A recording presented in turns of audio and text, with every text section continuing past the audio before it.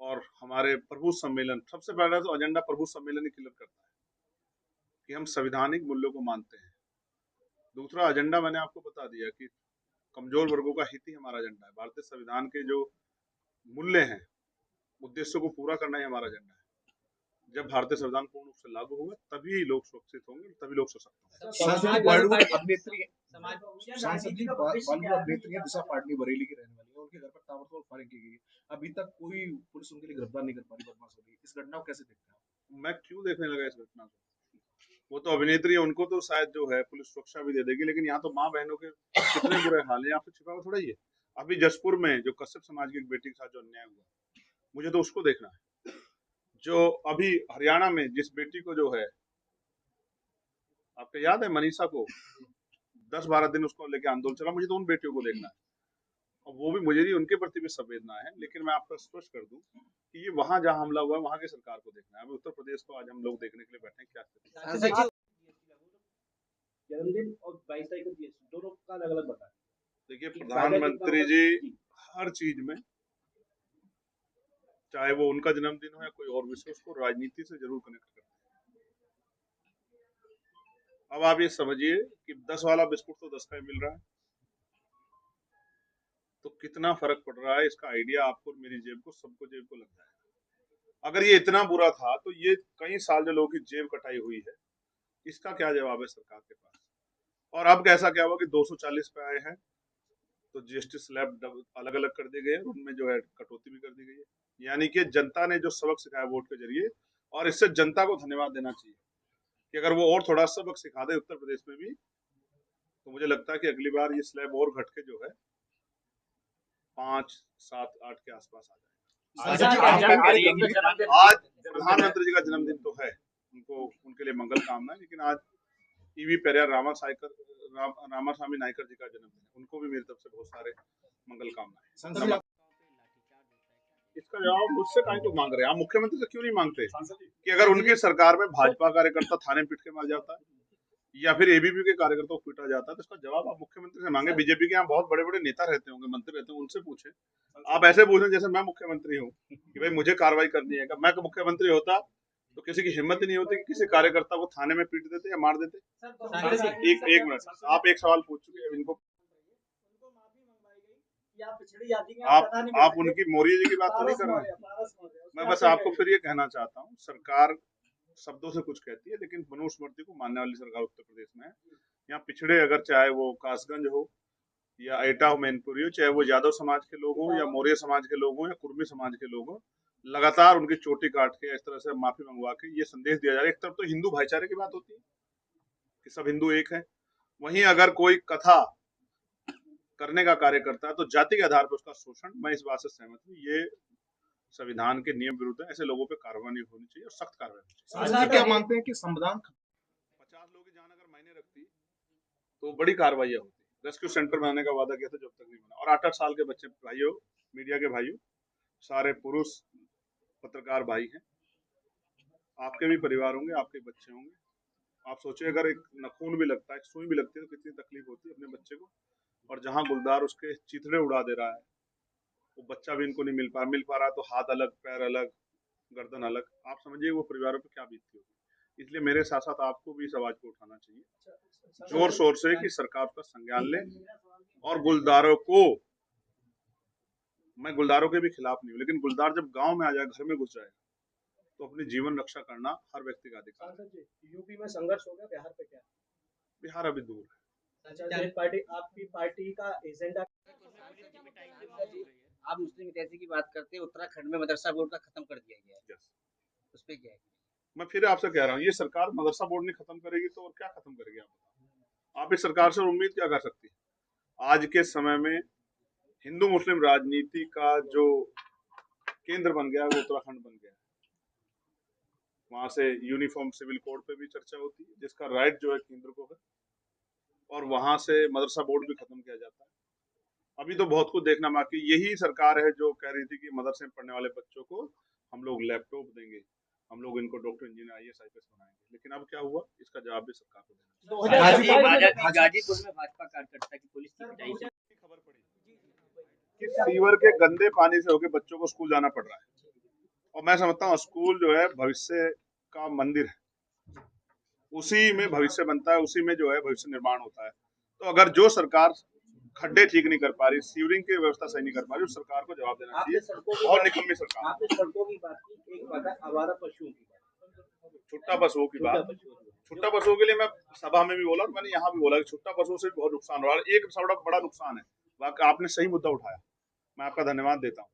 जिस तरह से छुट्टा पशुओं के हमले बढ़े हैं, आज ही मैंने पढ़ा, कई वीडियो देखी, किसी व्यापारी को, जो बहुत फेमस व्यापारी थे किसी जगह के, उनको उठा के और उसने छुट्टा पशु ने, आजमगढ़ की शायद घटना है, जगह नहीं बहुत इंपॉर्टेंट, आज ही मैंने पढ़ी, क्योंकि बड़े लोगों की भी जान गई, सिर्फ गरीबों की नहीं जा रही। उन्होंने पलट दिया और मौके पे शायद उनकी डेथ होगी हेड इंजरी से। मैं आज सुबह ही पढ़ रहा था। आप समझिए कि किसी की भी जान को नुकसान हो सकता है, और सिर्फ राजनीतिक लाभ के लिए उत्तर प्रदेश सरकार ने जिस तरह की छूट दी है छुट्टा पशुओं को, उसका खामियाजा आम जनता को भुगतना पड़ रहा है। सरकार को अपने फैसले पुनः सोचना चाहिए। लोकतंत्र में कि आप किसी को भी टीम बना दो, किसी समाजवादी पार्टी पीडीए चर्चा कर रही है, अब क्या पिछड़ों और दलितों की आज समाजवादी पार्टी वाली, उससे पहले वो बिल्कुल पहले क्या करते थे वो लोग?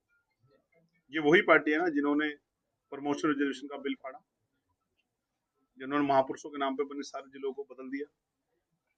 अब चुनावी लाभ के लिए अगर कोई दल कुछ कर रहा है तो ठीक है, उसमें मैं क्या कर सकता हूँ। अच्छा सांसद जी, बहुजन युवाओं में असंतोष की भावना है, उसको कैसे दिशा देना चाहोगे? नहीं, वो दिशा दे रहे हैं, हमारे यहाँ किस तरीके से? बहुत ट्रेनिंग प्रोग्राम होता है। आप देखो बहुसंख्यक रूप से आज जितने लोग अंदर थे उससे कई गुना लोग बाहर थे। अच्छा, लेकिन क्या एक पत्ता हिला? मैं डिबेट नहीं कर रहा हूँ, आपने एक सवाल कर दिया, आप जवाब सुनो, पत्रकार बनो, डिबेट मत करो। इतने भीड़ ने भी कितने अनुशासन ढंग से कार्यक्रम को सफल बनाया, ये इस बात का उदाहरण है कि आजाद समाज पार्टी भीम आर्मी का नौजवान अपने लक्ष्य को निर्धारित करके आगे बढ़ रहा है। ठीक है सर, संविधान की वजह से तो सब लोगों को प्रोटेक्शन मिला है, लेकिन जो कार्य संविधान जो सरकारों द्वारा किए जा रहे हैं, संविधान का खतरा किस तरह का खतरा आप समझिए। सरकारी सिस्टम, कितनी ही संस्थाओं का राष्ट्रीयकरण हुआ, चाहे वो बैंक्स हो, चाहे वो एयरलाइंस हो, और वो राष्ट्रीयकरण होने से जनता के हित उस राष्ट्रीयकरण होने वो जुड़ गए, और वो जनता के पहुंच में आ गई वो चीजें, रेलवे हो, तमाम चीजें। लेकिन लगातार जिस तरह निजीकरण किया गया, आज सब लोग वंदे भारत में नहीं जा सकते, आज सब लोग जो है प्लेन से नहीं यात्रा कर सकते। तो आप इस तरह समझिए कि जब सरकारी संस्थानों पर हमला होता है, जब वोट की चोरी होती है, जब ईवीएम पे सवाल खड़े होते हैं, चुनाव आयोग पे सवाल खड़े होते हैं, लोकतंत्र की हत्या होती है। आपको पिछला त्रिस्तरीय पंचायत चुनाव में याद दिलाओ, विपक्ष का कोई व्यक्ति ब्लॉक प्रमुखी या जिला पंचायत अध्यक्ष का नॉमिनेशन भी नहीं कर पाया। एमएलसी के चुनाव में क्या हुआ? बड़े बड़े नेताओं को पीटा गया। ये लोकतंत्र की हत्या, संविधान की हत्या तो है। जब सरकार संविधान के विरोध में, जब किसी मौर्य को, किसी पटेल को, किसी यादव को, किसी दलित को व्यास कथा पीट करने में पीटा जाए, ये संविधान की हत्या ही है। संविधान की हत्या के लिए संविधान को जलाने की जरूरत नहीं है। उसके जो विचार है, उसके जो मूल्य, अगर उनकी हत्या होती तो संविधान की हत्या है। सरकार कह रही है गुंडा सवाल है। आज प्रधानमंत्री जी का जन्मदिन मनाया जा रहा है जी,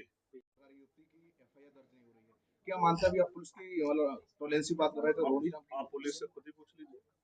किसान कह रही है गुंडा मुक्त सरकार है, बहन बेटियों का सम्मान हो रहा है, क्या मानते हैं? जी, दोबारा पूछिए। सरकार कह रही गुंडा मुक्त सरकार है, बहन सरकार बेटियों तो का अगर सम्मान। गुंडा अपराध मुक्त सरकार है तो फिर दीपक गुप्ता की हत्या कैसे होगी गोरखपुर में? भैया किसान परेशान है यूपी में, और छुट्टा पशुओं का भी बहुत देखिए, बड़ा- सरकार के लिए किसान का सवाल है ही नहीं। सरकार कितनी तरीके से परेशान है। पहले फसल लगाने जाता, डीएपी नहीं मिल रहा है, यूरिया नहीं मिल रहा है, कई कई दिन लाइन में लगना पड़ रहा है। फिर असमय आंधी तूफान, बारिश, ओला, और फिर प्राकृतिक मार। इस बार कितनी बारिश हुई है, कितनी जमीन कट गई। फिर छुट्टा पशु, जो थोड़ी बहुत ही फसल बचती है, और फिर गुलदार और भेड़ियों जैसा आतंक। ये सब हमारे सामने। क्या बसपा की जगह आपने ले ली? अब ऐसे समय में किसान सुसाइड नहीं करेगा तो क्या करेगा? क्योंकि सपना तो दिखाया था कि आय दुगनी हो जाएगी, लेकिन आय तो दुगनी नहीं हुई। किसान को मरने के लिए छोड़ दिया सरकार। सांसद जी, अभी आपने मुसलमानों के अपमान की बात कही थी उत्तराखंड में, बसपा की जगह क्या आपने ले ली? दलितों के चेहरा बनकर उभरे हैं, आप उभरे हैं। ये बात आप कह सकते हैं, आप जनता के बीच में रहते हैं। खाली मैं सिर्फ दलितों की राजनीति नहीं करता। इस देश में ये चरित्र है कि वो जाति के आधार पे, आप ऐसा कभी मुख्यमंत्री को क्यों नहीं पूछते कि वो राजपूतों के नेता हो गए क्या? आप पाठक जी को क्यों नहीं पूछते कि क्या वो ब्राह्मणों के नेता हो गए क्या? लेकिन मैं क्या करूं, मेरी काबिलियत जो है, मेरी जाति इस पे हावी है, मेरी जाति मेरी काबिलियत पे हावी है, इसलिए मुझे आप दलितों का नेता साबित करना चाहते हैं। मैं एनआरसी में 28 दिन मुस्लिम भाइयों के लिए जेल रहा। वक्त पे मैं सबसे ज्यादा मजबूती से आंदोलन कर रहा। किसानों के लिए 13 महीने में प्रोटेस्ट में रहा। 69 शिक्षक भर्ती में 5 दिन उनके बीच में रहा। और अभी गुलदार के हमले से बचाने के लिए 2 दिन लोगों के लिए संघर्ष करता रहा। फिर भी अभी मुझे समय लगेगा आपको इस बात को समझने की मैं एक व्यक्ति हूँ और जो लोग संविधान के मूल्यों के लोगों के लिए लड़ रहा है, सांसद जी जो आपके हर दलितों कमजोर वर्ग के लिए खड़ा है। और जनता आज जो लोग आए हैं, जो मेरा परिवार है, वो इस बात को आपके सामने स्पष्ट करेगा गाजीपुर में किस तरह का विश्वास। पुलिस की पिटाई से मौत। देखिए, मैं आपको स्पष्ट कर दूं, अगर कानून व्यवस्था अच्छी होगी तो कोई पशु तस्कर किसी नौजवान की हत्या नहीं करता। कानून व्यवस्था दम तोड़ चुकी है। आप किसी जिले का हाल देख लो, कोई पूछने वाला नहीं है। नेपाल जैसा आक्रोश भारत की जनता में है और उत्तर प्रदेश में तो बहुत बुरा हाल है। आप कहीं चले जाओ, जहां किसानी खेती का समूह है, वहां लाइनें लग रही है। 15-15 दिन तक डीएपी नहीं मिल रहा और वो खाना लेके बैठे हैं और लाठियां लग रही हैं। नोटबंदी भी देश ने देखी, तब भी जनता ने सब कुछ सहा। लेकिन जब पड़ोसी देश में कुछ होता है तो उसका असर हमारे लोगों को भी पड़ता है, अपने देश पे पड़ता है। तो हमारी सरकारों को चाहिए कि वो संज्ञान ले। और जिस तरह के उसके बाद लोगों में आक्रोश पैदा हुआ, कैसे सड़क के नेपाल जैसा माहौल था, नहीं था, पता? तो ऐसा क्यों बना? क्योंकि लोगों का कानून व्यवस्था पे से, सरकार पे से विश्वास हट गया। सरकार के जितने भी कार्य हैं उनमें कहीं ना कहीं राजनीति नजर आती है। मुख्यमंत्री के किसी भाषण में रोजगार की बात नहीं होगी, महंगाई पे बात नहीं होगी, स्वास्थ्य सेवाएं पे बात नहीं होगी, एजुकेशन पे बात नहीं होगी। सारी बातें धर्म के आधार पे होंगी। उनका एक एजेंडा है कि लोग बुनियादी सवाल न करके उधर दूर की चर्चा को लगा कर रखना चाहते हैं। उनके राज में जब वो 8वें साल में मुख्यमंत्री हैं, वो जनता को बताएं कि क्यों दीपक गुप्ता की हत्या हुई। मैं तो दीपक गुप्ता, क्योंकि वो गोरखपुर में हुआ है और मुख्यमंत्री वहां 10 दिन रहते हैं, उनका गृह क्षेत्र है, तो इस हत्या के दोषी मुख्यमंत्री उत्तर प्रदेश हैं। उन्हीं को इसका जवाब देना चाहिए कि ये ऐसा क्यों हुआ। इतना अपराधियों में इतना बल कहां से पैदा हुआ? गुंडे तो देश प्रदेश छोड़ के चले गए, पलायन करके थे। कौन से गुंडे हैं जहां गोरखपुर में एक नौजवान दीपक गुप्ता की हत्या कर दी जाती है, पीट पीट कर? वो उसको पूरे शहर में 1 घंटे तक घुमा जाता है और पुलिस को कानों कान खबर नहीं। टीचर आत्महत्या कर रहे हैं, जो नियम अब लागू कर दिया गया, उस पर आपको लेकर क्या आपकी? अभी तो कोई नियम लागू हुआ ही नहीं। अभी तो उन्होंने सिर्फ एक आदेश दिया है और वो मामला तमिलनाडु और केरल से जुड़ा हुआ था, उत्तर प्रदेश से जुड़ा हुआ नहीं था। लेकिन उसमें पूरे समूह को लेके आना, ये बहुत चिंता का विषय। कई टीचरों ने भी सुसाइड किया है, अगर आपने देखा। कल भी मैं परसों में बिजनौर आंदोलन कर रहा था, गुलदार प्रखंड में, तो भी वहाँ टीचर आंदोलन कर रहे थे। उनको चिंताएं हैं कि उनको, जिनको 25 साल हो गए पढ़ाते हुए, वो कहाँ से दोबारा से प्रिपरेशन करें। तो सरकारों को कोई भी ऐसा कानून बनाने से पहले सोचना चाहिए जिससे कि जनहानि ना हो, लोगों के मन में भय पैदा ना हो। पहले पुरानी पेंशन को लेकर लोगों में बेचैनी है कि पुरानी पेंशन लागू की जाए, जिस पर सरकार सहमत नहीं।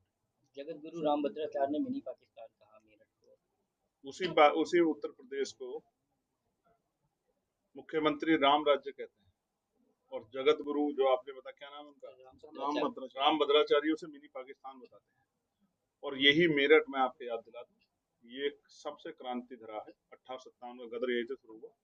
ये कोतवाल धनसिंह गुर्जर जी की धरती है, माता दीन वाल्मीकि की धरती है। जिस क्रांति से अंग्रेजों को के पैर जो है उखड़ गए, दुश्मन को भागना पड़ा, उस धरती के बारे में इस तरह के बयान देना, मैं इससे, मेरा कड़ा विरोध है। हालांकि उनको लेकर मैं ज्यादा कुछ नहीं कहना चाहता। मैं बस इतना ही कहना चाहता हूँ कि मैंने कई बार ये सुना है, जब व्यासपीठ से बैठ के कोई कथा करता है या प्रवचन करता है, कहते हैं कि भाई क्या लेके आए थे, क्या लेके जाओ। जो अच्छे कर्म इस जन्म में करोगे उसी का फल अगले जन्म में मिलेगा। तो राम भद्राचार्य जी को अगर आंख नहीं दी कुदरत ने, तो उन्होंने कितने बुरे कर्म पिछले जन्म में किए होंगे। और जिस तरह से उन्होंने लगातार ब्राह्मण समाज पर टिप्पणी की, क्या कहा उन्होंने, पाठक, चौबे, उपाध्याय, दीक्षित, ये नीच ब्राह्मण होते हैं। जिस तरह से ब्राह्मण समाज पे लगातार उन्होंने जो है इस तरह के आपत्तिजनक शब्द किए, किसान कमेरों पे, उनके नेताओं पे उन्होंने एक बार कहा था कि मरे मुलायम काशीराम, प्रेम से बोलो। जिस तरह दलित पिछड़ों का मजाक उड़ाते, ऐसे व्यक्ति को मैं संत नहीं मानता, ऐसे व्यक्ति को मैं पाखंडी मानता। किस तरीके से मायावती